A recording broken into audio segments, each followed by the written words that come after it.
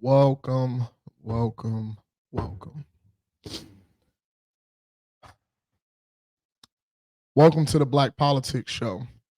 We are now on either part one or part two of episode four, but this time I am going to deviate away from the regular news shit that I talk about, and I actually just want to get personal because I can't stop thinking.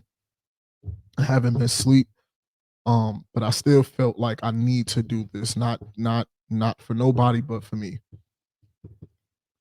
Before I talk about anything that I've, taken notes about and things of that nature, I want to turn to people and just ask a few questions that can benefit me and maybe benefit others like myself.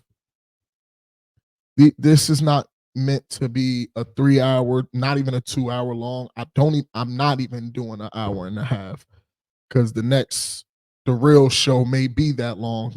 I don't have the energy in me to do that. Plus edit. My phone is broken. It's a lot happening right now. But I wanted to take a moment because if you notice, I don't have my dress clothes on. I'm in a do-rag. So I'm in my comfortable attire. And in my comfortable attire, that means that professional shit is out the window. Cause we gonna talk now. I'm gonna start with the business world before I get into my personal.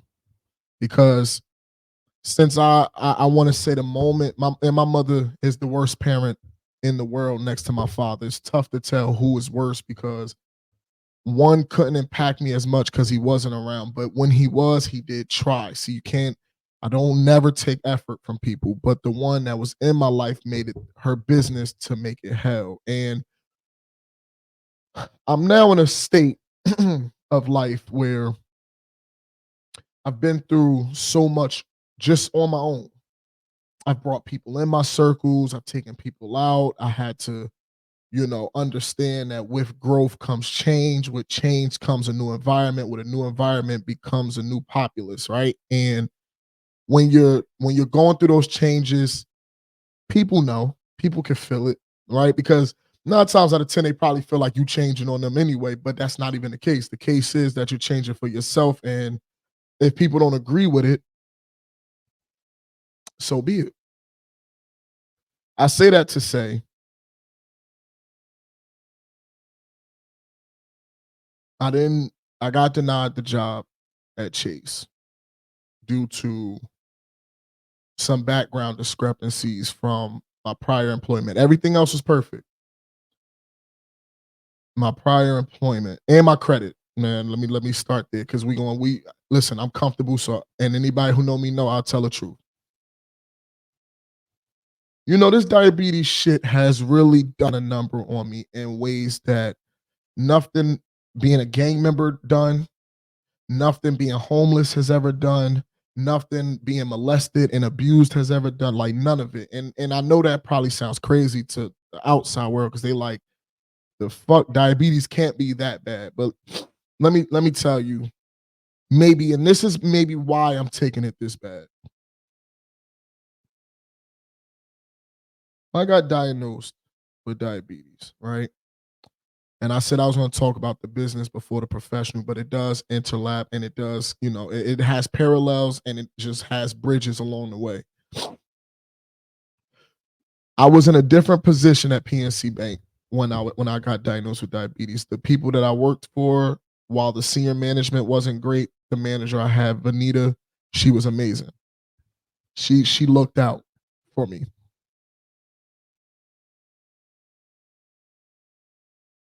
But because of personal decisions I made in my life, I couldn't be satisfied with the position I have. And that's kind of how I always been, right? Like I get a job, what I'll do is, I see how it works, but then I have laid down with people who feel like the more I make, the more I owe them, as if I'm some famous rapper or some fucking fancy lawyer or some shit. And I'm not there yet. But that's fine. I work my ass off to try to support my children. That's all I can do. I don't give a fuck about nobody else. But even then, I do help. I do try to help. Now there's a different story for the other child mother, and while she's gonna have her own and people can sympathize for her, I'm just gonna hold myself accountable and say this. I made that bed. I lied in that bed. I messed that bed up, tried to fix it. It couldn't be fixed. And guess what I did? I laid down in it some more. Whatever that bed became after all of that, that's on me. As an adult, as a man, as a human, as a person that can think consciously, I made a lot of decisions. Part of those decisions, though, on the business side, I felt like, you know what? I need opportunity to like I want to do something that I know I can do because a lot of times I feel like I've taken a lot of shorts in the business world because maybe they could tell me all day long I got all the personality in the world, but that don't mean that I don't have nothing to show for it, right? So after a while, I want your words to actually match up with what you're telling me because clearly I'm showing you the skills. I'm showing you something that's not obviously teachable to many others. I'm doing everything, and I got what I wanted in return. Pen that. Got what I wanted in return. That wasn't enough. You take things for granted because you assume you're owed something. But you can't think like that if you didn't put yourself in that position to feel like you got what you deserve in the first place. That's a big problem in my business world. So I've made some poor decisions in the way that I have removed myself from those situations. People can say that's called burning a bridge, but I call it more so just not walking over that bridge. And when I drive, I act like that bridge don't exist. Can't do that. I probably could still get the job. I'm not really worried. Diabetes is real. I can die at any moment just based off of so much other complications that I have. I'm not worried about the job. But now we get into the relations and the personal side. You know,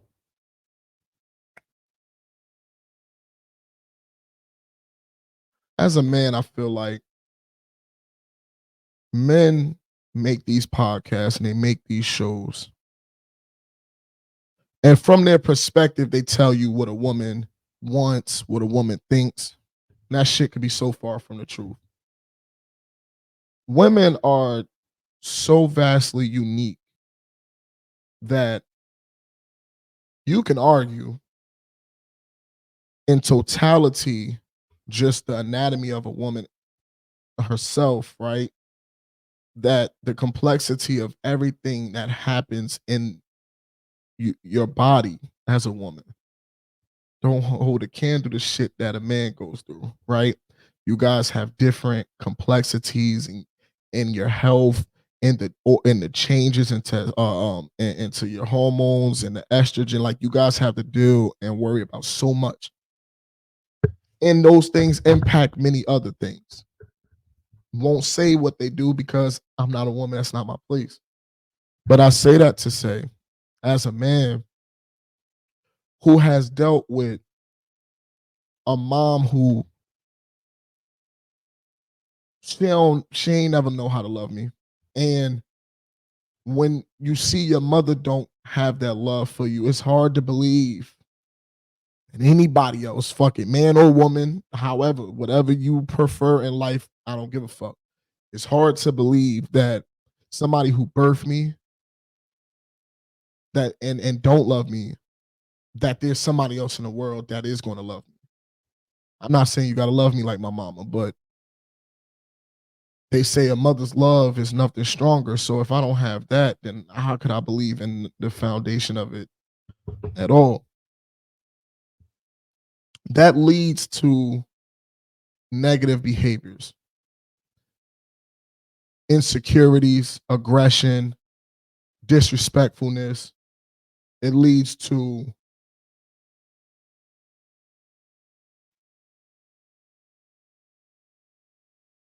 emotional unintelligence. Um,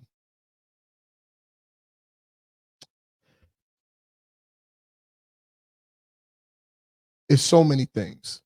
Let me say that. You get to a point in your life though where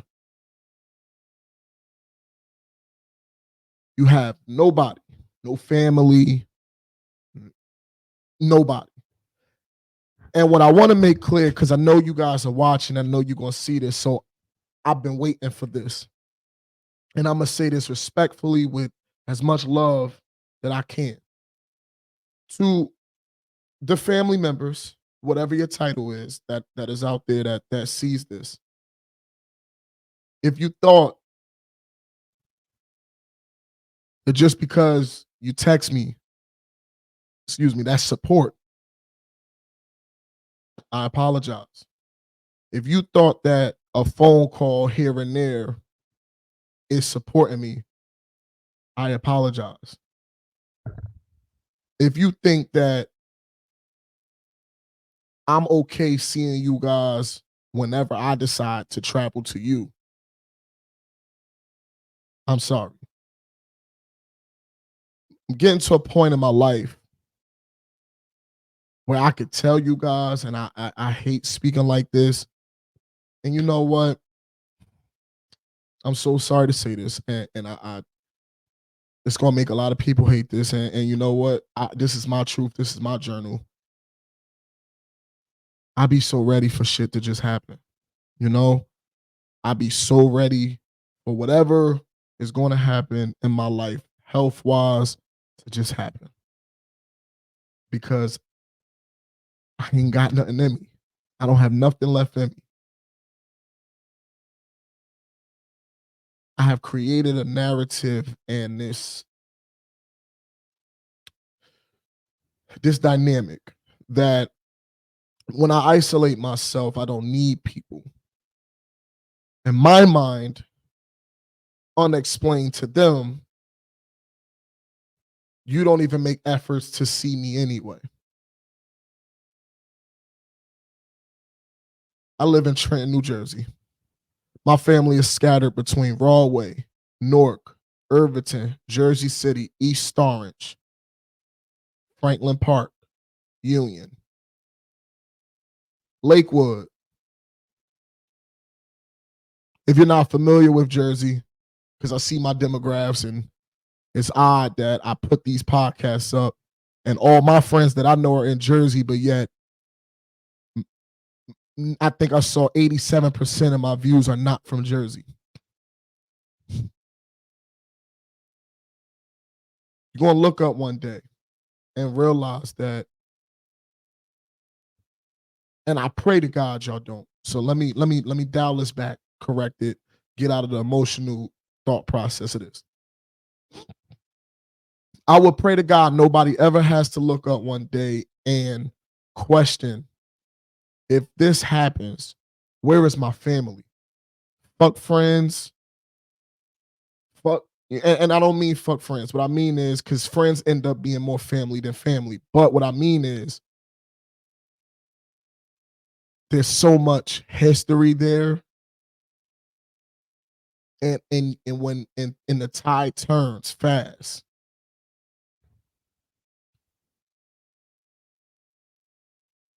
If you knew my mother as a family member, I'm not looking at the camera for this. You know who my mother is as a family member. You guys know who my father is. To those that's listening, he is your father too. You understand, all of you came up, and we'll break it down like this. My sister got married young, but even younger, she was living with her boyfriend, who then turned into a husband, who then turned into an ex-husband and had 4 children with him, and until this day is still living in the state where his family is, but was living with his mother even post divorce. Never needed our mother or her father. I don't hate Treese at all. The reason I emphasized how she did it is because Treese took a leap of faith, understanding who her family was. Now, let me give you the contrast to the other side. But then I got 3 living sisters and a dead brother. Let's tell the truth the way that it needs to be told. Malachi was always the one trying to get me back around. But me and Malachi are two polar opposites of people. No disrespect to Malachi. He knows a lot of street niggas. I am a street nigga. By every definition of what niggas admire, that's me. Without the rapping, and even that I can do. You want to talk about selling drugs? You want to talk about being involved in fights? You want to talk about being in the streets because you have to? You want to talk about being a gang member? You ain't got to look further. So that the disconnect for me was I don't want to be around what I need to escape. I don't want to be around a bunch of hood niggas. I don't want to be around and I never said it. That's on me. My older sister always had a mother, and her mother is, if you have a great mother out there, let me tell you something. If you don't realize it now, you will realize how much that means. And if you don't experience it from a personal standpoint, you can easily find somebody and look at their life and see what it's like without a mother. My older sister had that shit, and her mother got remarried. Well, got married because she's never married to her father. But I question to this day how he even ended up with that woman, because that woman is a personification of a great human. Not a great woman, not a great man, a great human, a great mother. Anything that I can do right by you, I would do it, regardless of the situation. You have now two more siblings, and that are sisters that are share the same mother and father as my deceased brother. And they don't understand shit about none of this shit that happens. One of them, who is born 4 months apart from me with a different woman than my mother, she didn't have to grow up like me at all. Her only gripes with life is who her father is. Her mother was there. Her mother is very, you know, again, you can't diminish what people relationships are with their parents, because I'm pretty sure I'm not going to sit here and say, oh, just because I had a fucked up mother, so compared to theirs, they had a great one. I won't say that, but I'll tell you this though. She know how to act right at a cookout. She ain't gonna go and turn her fucking daughter food over at her baby shower. No, she ain't doing that. She ain't gonna fight her children in front of people. She ain't gonna throw her son out so a nigga could be home. Because y'all all lived in the same house. And it wasn't hers, it was their grandmother's or whatever the case was. So the situation has always been perfect for everybody. Now, to me, that's the immature way of looking at shit. Because that's jealousy, that's envy. That's me looking at them going, damn, I never had that. And I'm mad. I am mad. I am jealous. I am envious. But I'm just letting you guys know that that's what that is. The reason why I feel this way, because I don't ask for a handout. I don't ask for no sympathy. I don't ask to borrow money. I don't ask for nobody to give me a ride nowhere. Everything everybody complain about with others, I don't do. And it has hurt me so much because it comes off as pride, but yet I know how you guys are if you do ask for help.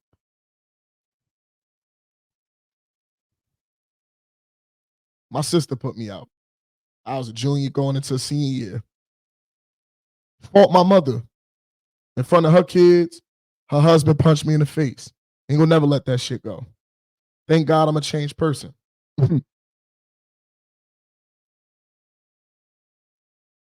But you see the value of those family member titles that people have. And you realize that if this is what they think, I can't imagine how you really feel about me until you show me.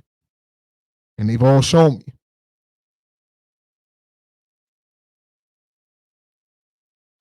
I live in Trenton. Hour trip at most for some. Another person is probably like 35. They wanted to go, they wanted to go out together. I paid for it, no questions asked. Not throwing this in nobody's face, but I'm saying this to say effort is not hard when it's for who you love.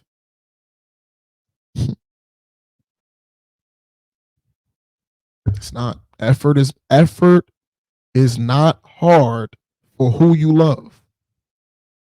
That means if I'm telling you I love you and I really believe that and you mean a lot to me, then doing for you is nothing.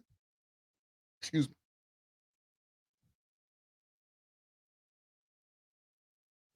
It don't take nothing to show that.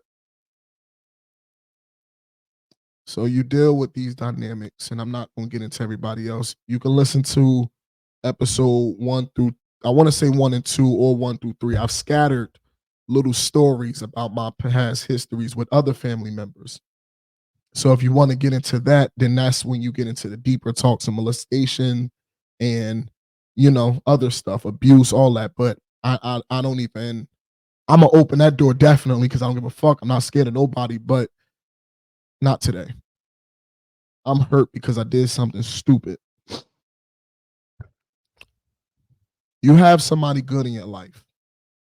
It's rare that you come across it multiple times. And if you do, I want to say, and I choose to look at it like this: God believes that you are a good person and you can be. Because He ain't going to give you the same opportunities multiple times if something is not matching. And each time I've allowed fear, insecurities, and pride overcome the love and the actions that I should have shown. The communication gets blurred. Things are said. I cross lines. It's not okay to call your girl or a future wife, your fiance, or anybody or any woman. Just gotta stop calling them a bitch. I play too much, and the problem is I like joking. Everybody know, I have this little comedy ass personality. Nip that shit in the bud.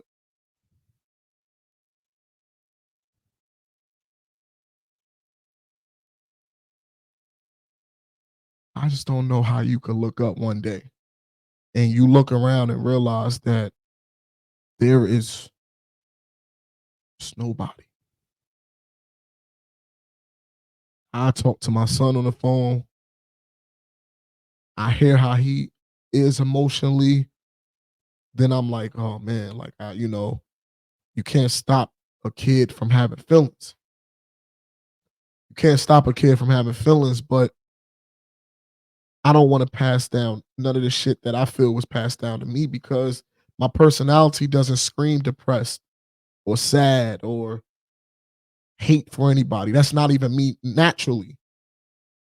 I'll die on my shield. I've survived. So listen to me.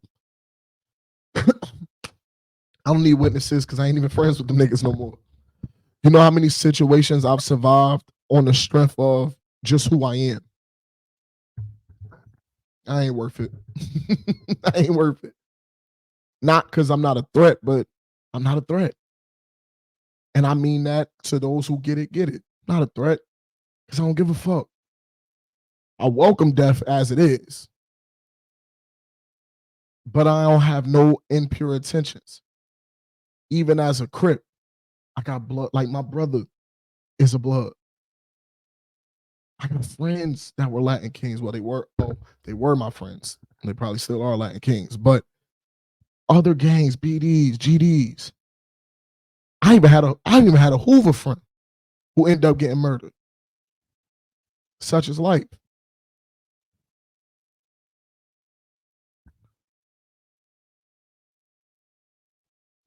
It's hard to keep the faith when you feel like everything is falling apart.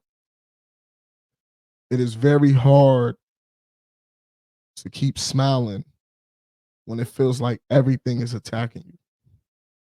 It's hard to sleep at night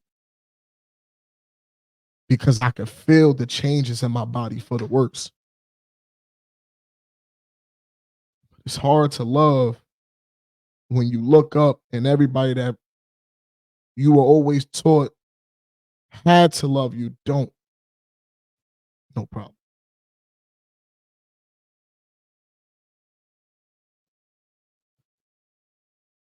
Me and Sophia and Troy got into an argument one time. Not even an argument, excuse me. I do my disappearing acts. Let me not do that. We had no argument. I do a disappearing act. I'm going to apologize to them first and say, I did that. I created that dynamic. I disappeared multiple times. They get tired of it because one, they care. Obviously, with my health, anything could happen. Nobody wants to wake up and go, yo, last time I talked to him, he was all right. And then I didn't even know. I couldn't see it that way because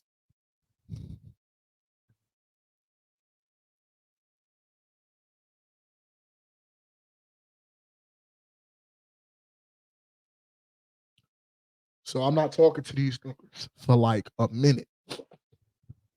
I hear a knock at my door at 12 something in the morning. It's Troy.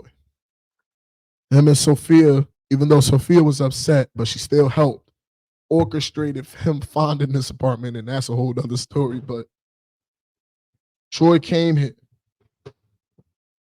to see me. Let me tell you why, to anybody who's wondering why I don't hold Sophia to that, because Sophia does enough over the time. Even when I'm up there, I don't have to leave. I could be there and be comfortable. I just don't want to take advantage of my people because, unfortunately, not that I think they would ever treat me like this, but I done lived with sisters. And I'm not even going to say their names because when you see this, you going to know. I lived with sisters who has put me out. I can't stay here as a kid. Like I'm the reason. And I'm always taught to understand it because they're adults. They got their own husbands. They got their lives. Another child ain't. I'm not their responsibility.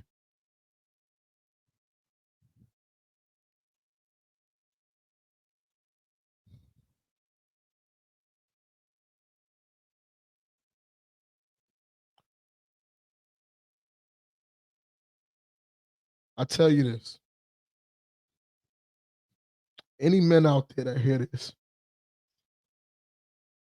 I hear a lot of people say crying as a man makes you weak, makes you a bitch, all that fly shit. I tell you like this. You clearly ain't never been to jail with niggas who been convicted of multiple murders.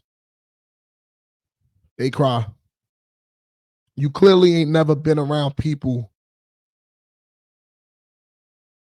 who's experienced life in ways clearly you haven't. They exist. That don't make them no bitch though. But you do realize at a certain point, this ain't no Hannah Baker 13 Reasons Why, but I'm damn sure on 12 and a half. Shit, if we're being honest, I might be at reason 20 by now. Just haven't listed them because I don't want to look at them in order. I want to choose to see the positives out of each one. If I could get one negative, let me find two positives for each. And because I got so many negatives, I spend a lot of time doing shit like this trying to find positives. So I made this, and as you can hear this, I didn't write this. I didn't plan this. I didn't prep myself for this. But I felt like if I would have recorded the real episode, you would have heard it. I probably would have cracked. I probably would have folded just because emotionally I'm a wreck. But I'm going to do this show because I need to. And because I pray that one day, where I want to be in life, it's going to get me there. But to the men out there, to the women of the world, to anybody that's listening, to the humans, whatever you identify as, don't allow anybody with a replaceable title to alter your peace, happiness, love, and who you are spiritually and soulfully. The reason every title in life could be replaced is because you could find a woman who would be a better mother to you than your real one, and she could die when you're so young, and yet I remember everything from her. I probably can honestly tell you that I've told that woman I love you more times than I can remember saying it to my own mother. It's always more to a story. You can find people in life that really love you. Are you going to be fearful that they leave? Yeah, but family could too. That's the realism of the world. Um, and we got to accept those things in a way where we make those adjustments when it's time to. Because you're going to be hurt. You're going to feel it. But when it's time and you know it's time, you'll be able to make those adjustments. And you find the choice and the Sophia's. You know, I reached out to Mina about a couple months ago. She actually just called me, got to call her back. But same situation. And I feel like, you know, they have their own reasons why things fell apart. But read the room and address it. Common denominator. I don't want to be a problem to anybody anymore. But I need help. I need help. And I need help not mentally in terms of I'm losing my mind, I'm not going crazy. You ain't gonna find me dead nowhere, God willing. But I need help. I need help spiritually. I need help, even if it's a point in the right direction. I don't feel like anybody should be too prideful to feel like they can't take guidance from anywhere. You just got to evaluate the road that you pointed to and see if it's heading in the direction that you want to be. Coach Prime said my calling is built on a destination, not a location. That means where I want to end up is what I'm revolving my calling around, not because I stopped here and I work for this bank and I work banking is not me. I don't want to force credit cards on old women. I don't want to force loans on people who can't already afford the shit they have. I don't want to make them put more money into different bank accounts that, if we're being honest, are not protected for shit. You could believe that FDIC shit if you want to. No. And the way the world going, banking is probably the most important thing to stay away from, if we're being honest. That's a whole nother topic, a whole nother episode, a whole nother conversation. Truth is, I just have a calling for something else. I know what I want to do. I know how to get there. I know what I need to do to get there. I know I need to build the portfolio up for it. I need to keep doing this. I need to keep getting my following up. I need to keep proving that I can be consistent in delivering information. I can create my own pockets. I can improvise. Anybody who know me know I could do all this shit in one. And as time goes on, I'll flourish and show it. I'm starting from scratch for a reason. I'd invested, but I didn't invest 1,000 and 10% because I ain't got it like that. I'm not a pretender. I don't know where most of these people get this money from when they start these podcasts and they got all these fancy ass motherfucking equipment and shit. I'd be like, damn, good for you. I ain't got it. And I notice, like, you know, the most judgmental people be from the ones that's living the same or worse. So who are you really appeasing? Who are you really appeasing? Because then you got to look at the value of their opinion. If it's going to be that, okay, you feel that way, but what value do you add if you did support? I don't want to get into that topic because I was when I started this, but I'm glad I spoke and I got it out on camera. I'm all over the place because emotionally I'm trying to just figure out the next steps of life, willing myself and trying to dedicate myself to this because I wholeheartedly believe this is my calling and this is what I want to do. But I don't want to. I'm not a podcaster in terms of trying to start no topics on men versus women and talking about transgenders and sexual identities and abortion shit. I don't give a fuck about how nobody lived their life.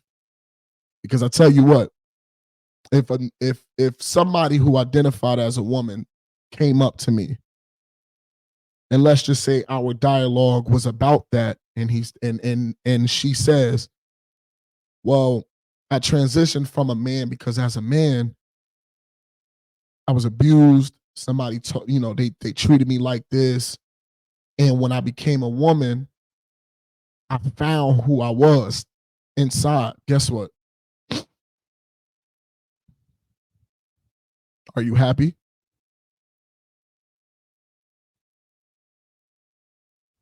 You comfortable?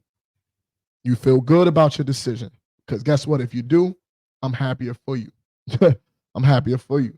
Because you know what? A lot of people living in truths that they hate.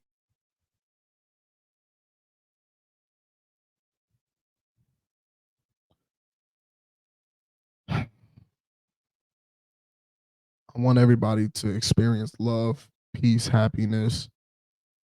I want everybody to experience what a family is. I want everybody to experience what true passion for another person is. I want people to experience everything without having to be conscious about what can go wrong. How do we do that? I'm not the one to ask. But if you see this and you feel like you know the answer or where we can get the answer, please feel free to let us know. They trying to ban TikTok. I need TikTok. TikTok is my community away from this community because I think you always want to get your views on there to everybody who's doing it, but you find that you do still encounter one-off situations where somebody might give you some real advice and it'd be perfect. I don't take it offensive. I don't get upset. And it wasn't even advice like, I hate what you're doing. It was advice like, I like this and you should really do more of this. Maybe not talk too much about this because it takes away from the positivity. I love that. Thank you so much. But they also suggested that I needed one of these moments.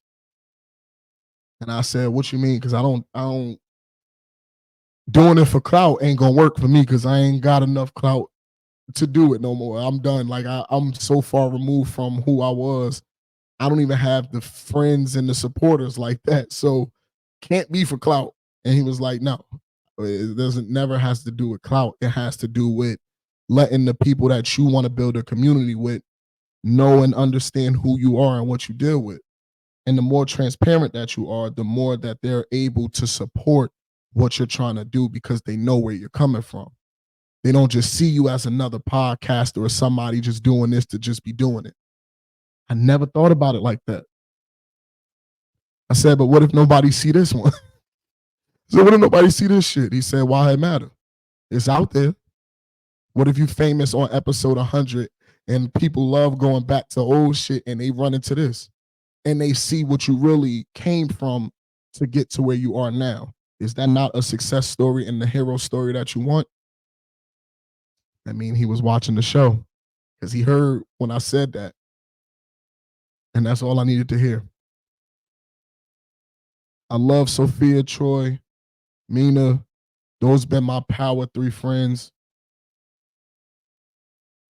More consistent than anybody. There was one more. Uh, and I'm always love Sheffield because he saved my life too. But I crossed him in a way that I didn't think was crossing him. But if that's how it feels, and because I didn't have the conversation as a man like I should have, that's a 14-year friendship out the window. Or longer than that, excuse me, 17-year. I say that to say I thank you guys for real because I would have checked out so long ago, so long ago. And every time I wanted to, we find a reason not to. So I thank you. Dominique, baby, I'm sorry. I apologize. But thank you. SP, thank you. Thank you. And every time we go through something and boy, I hate your ass to death, you do real shit at the end. Because believe it or not, that's somebody I could go and when shit really get too tough, the true sympathy is there. See, when a motherfucker think you up and they don't know, and they just basing it off of what they see, and not saying that's her fault because I can understand why that image is portrayed that way. But at the same time, excuse me, 1 second. 1 second, I'm sorry. Just looking at the screen, like look like it's what's the name? But you can see when somebody's living a certain way, you assume, and we don't communicate. So it was an assumption. It was definitely an assumption that I have it more than I do, and I don't. So I'm grateful that you and your mother showed me empathy, sympathy, and really helped give me a little bit of guidance, for not even a little bit, a lot of guidance. Thank you. I'm gonna leave you guys with this because we are at 41 minutes, and at this point, I'm just talking in circles. Whether you watch this now or it pops up later, if you even make it this far in the video, regardless, thank you. Thank you for just allowing me to see that somebody is watching. Thank you for allowing me to see that I have a chance to prove myself every time I drop one of these. I'm not going to take it for granted. I'm not. If there's anything I could do to entertain, I'll do it. Not in that way. Let me correct that. No Diddy. I mean that. No Diddy. And I started that too. But I want to make sure I'm delivering the best quality of content. I'm not here to be ignorant. I don't want to focus on nothing negative. I want to just, if it's real, then it is what it is. The news is usually real, but it's shit that we need to know. But when it comes to shit like entertainment, why are we talking about anything negative? These people are playing sports or doing movies and all. I'm not focusing on that. Don't make sense to me. They're doing some shit you can't do.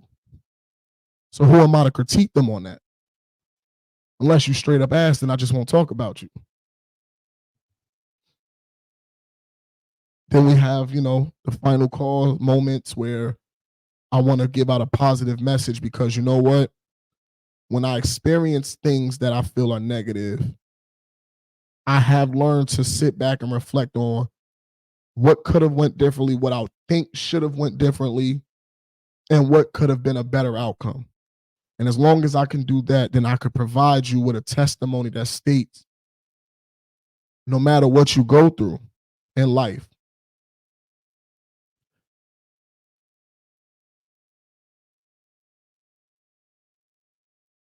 when the outcome is presented,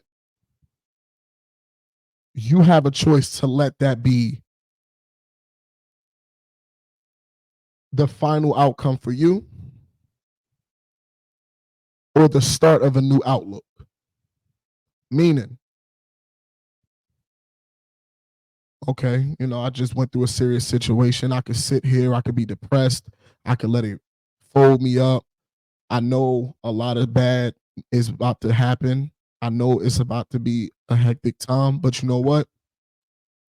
Nigga, we done lived 29 years on this earth, dog. And I can promise you, out of 29 years, 27 of them was not the best. Not the best. Not the best. So I'm made for this. And I'm war ready. I'm war tested. You can see it in the face. I'm war tested. I'm gonna be good. The diabetes want me, they can have me. If the heart stop working because it don't know how to slow itself down and it just overworks itself to heart failure, guess what? 27 years was fucked up, but I'm so happy with certain impacts that I did put out there because for who I think everybody and even myself thought I would end up being, I'm far from that. And even though I'm only here, and that's a lot to say because I could be so much further, I'm still glad I made it this far. I'm happy. So with that being said, we started off shaky, got the tears out the way, talked about the personal shit, talked in circles about a bunch of different shit. But maybe this just becomes a video of different clips and messages. And if that is what it is, then I'm grateful. But I want you to see like that people go through real shit, and when they turn these cameras on, the real shit doesn't disappear just because the camera's on. It's still happening. But I want to do this to show that I'm passionate about what I'm doing and what I want to do. I would love to be on the news one day. Not with a do rag, of course, but I'm definitely gonna have the Stephen A. shit. My hairline like back here too. That shit is nasty. Nasty. But I'm happy. I'm happy knowing that if I keep going at this, the effort is there. I'm grateful. I'm so grateful. And I want to reiterate that. I'm very grateful. Learn to laugh, learn to reflect, learn to be accountable because as adults, as somebody, all of you are intelligent. I don't even believe there is a stupid person. I used to say that and then I realized it's not. Mentally challenged doesn't make you stupid either. Challenge means there's aspects of you that are more enhanced. You could be more aggressive. That's a challenge. You could be a sad person like me. That's a challenge. Learn to look at yourself and appreciate what you have in front of you. And if you don't like what you see and you really look at yourself and say, I'm not happy with what I'm looking at, ask yourself, what do you want to see? Then after you decide what you want to see, ask yourself, how do you get there? I got a gut. Do I want to see a six pack? Nah, I want to be stocky. I'm cool on looking like a little nigga. But I do want to be fit. And I know I need to work my ass out. And I need to work and I need to change my eating habits. I need to drink more water. I need to stay away from sugars, obviously. That should have been in top one. But those things are steps to making those changes. So when you are aware and you acknowledge those changes, now it's time for action. And once you acting, it becomes habit. And when it becomes habit, it becomes a part of your everyday life. And what you'll realize is once it's a part of your everyday life and you look in the mirror again and you smile because you realize not only did you change what you saw, you were consistent, you were dedicated, you showed passion, and you found love. Holla if you hear me. I love y'all. I'm about to start the next episode.